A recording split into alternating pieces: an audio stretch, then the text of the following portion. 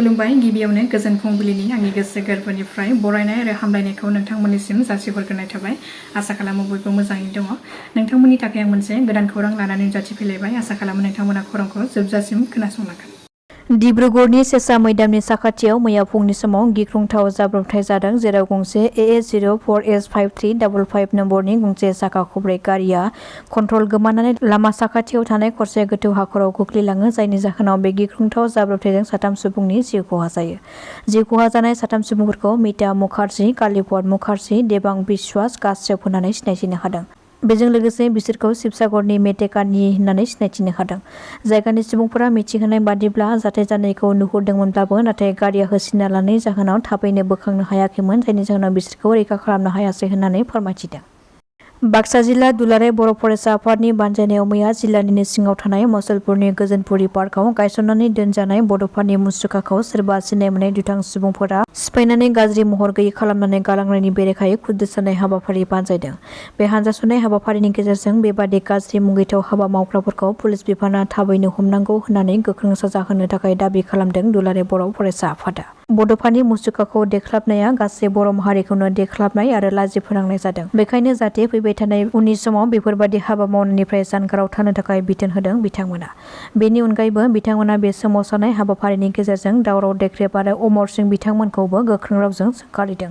बिथांमोना फोरमायथिदों दि जाय सुबुंफोरा गावसोर सानै साथामजों बर' माहारिनि गेजेराव बायदिसिना रुमाव जिरायनानै राजखान्थि खालामनाय, रुमाव जिरायनानै समाज दानो नागिरनाय, रांखान्थि फेहेरनो नागिरनाय आरो समाजारि बिजोंनि गेजेरजों एबसुखौ दुसिनाय, बड'फा हाउसनि हाखौ लानानै दुसिनाय, बेफोरनिफ्राय जानगाराव थानो नांगौ होननानै गोख्रों रावजों सोंखारियो। आरो नोंथांमोननि बेबादि बर' माहारिनि गेजेराव खैसारि बाथ्रा बुंनायनि जाहोनावनो बर' माहारिनि गेजेराव बड'फानि मुसुखाखौ बुख्लाबनो हाग्रा सुबुंनि जोनोम जादों। नोंथांमोना बर' माहारिनि गेजेराव मा मोजां खामानि मावदों बुं होननानै गोख्रों रावजों सोंथि खालामदों दुलाराय बर' फरायसा आफादनिफ्राय। सम आरो खान्थिखौ लानानै जोङो जेखि खामानि मावा मानो बर' हारिया खहा जाथाव जों जेबो खामानि मावनाय नङा आरो जों मावबोआखैबो, जोंनि जारिमिनावबो गैया।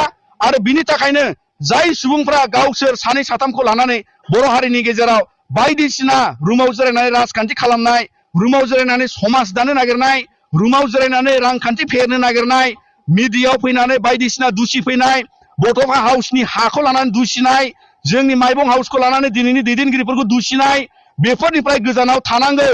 अमर सिंह ब्रह्म नोंथां, दावराव देख्रेब नोंथां, दिनै बड'फानि बे मुर्तिनि खाथिनिफ्राय जोङो दुलाराय बर' फरायसा आफादा नोंथांमोनखौ साबधान खालामो। मानोना नोंथांमोननि बेफोरबायदि बर' हारिनि गेजेराव खैसारियै बाथ्रा बुंनायनि थासारियावनो बड'फानि मुर्ति बुख्लाबनो हानाय मानसिनि जोनोम जादों बर' हारियाव। आरो दिनै बिनि थाखायनो जोंबो नोंथांमोनखौ खावलायगोन, नोंथांमोना दिनै बर' हारियाव मा मोजां मावबोदों बेखौ बुं, मा मोजां मावनांगौ बेखौ बुं। नाथाय दिनै बर' हारिनि जारिमिनाव जालांनाय बर'नि गोरोबथाखौ लानानै गोबां एबसुनि आन्दलनजों एनडिएफबिनि आन्दलन, बिएलसिनि आन्दलनाव मुंख्लं जानानै फैनायनि उनाव बिटिआर गोरोबथायाबो मोनसे मान गोनां गोरोबथा, जाय संबिधाननि अधिकार फेहेरनांगौनि खोथा दं, जाय समाव आलादा रायजो मोनथ'यैखाय बेबादि संबिधाननि अधिकारजों जुजिलांनांगौनि मोनसे थासारि दङ। मुसलपुर हालामावहाय जि जोंनि मानगोनां बड'फा उपेन्द्रनाथ ब्रह्मनि मुसुखायाव जे गाज्रि बेसाद सारनानै गालांदों, दा बेवहाय जोंनि बर' माहारि फरायसा आफादा बर' हारिनि थामोनथा रैखाथि एबा बर' हारिनि जि देरसिन सिमां जायखौ जाफुंसार होनो जाय बिथां बड'फा उपेन्द्रनाथ ब्रह्मआ दिनै जाथिनि थाखाय नांबोदोंमोन। दा बेवहाय बर' माहारि फरायसा आफादा जों दुखु मोननाय फोरमायदों आरो जाय बिथांमोना बेवहाय इनभल्भ जानानै दं एबा जड़ित जानानै दं, बिथांमोनखौ थाबैनो जे आयेननि बेबस्था बादे बिथांमोनखौ साजा होनांगौ आरो बिथांमोनखौ जोङो खावलायदों जाहाथे फैबाय थानाय समाव बे जोंनि बिटिसि ओनसोलावहाय गावजों गाव एना एनि जानायखौ जोङो गोजानाव थानाया जों मोजां। आरो जाय जोंहा जोंनि ओनसोलावहाय बे जोङो राजखान्थि हाबाफारिनि थाखाय गावजों गाव एना एनि जानायनिफ्राय गोजानाव थानाया मोजां। मानो होनोब्ला जोङो राजखान्थिया दिनै दं गाबोन गैया, बे टेम्परारि। नाथाय जोंनि जि रिलेशनशिप, जोंनि जि मानसि हिसाबै बिदा फंबाय, जाथि खुरमा ओनसोलनि जि सोमोन्दो, बेफोरो जोंनि सामाजिक समाजाव बे गोनांथि थायो। बेनि थाखायनो जोङो राजनितिक माबाखौ लानानै, जेननाय आरो देरहानायखौ लानानै जाहाथे गावजों गाव पलिसि खालामलायनानै जे दाङाबाजि मिसआन्डारस्टेन्डिं बेफोरो जोंनि गेजेराव जानायखौ जों लुबैया। बेखायनो जों बर' माहारि फरायसा आफादा बेखौनो खावलायनो सानदों जाहाथे फैबाय थानाय समाव जे जोंना राजनितिक जि सम दं फैबायमोन बे गावजों गाव एना एनि जानाय बे समाबो जोब्बाय, इलेक्सना जोबनानै थांबाय।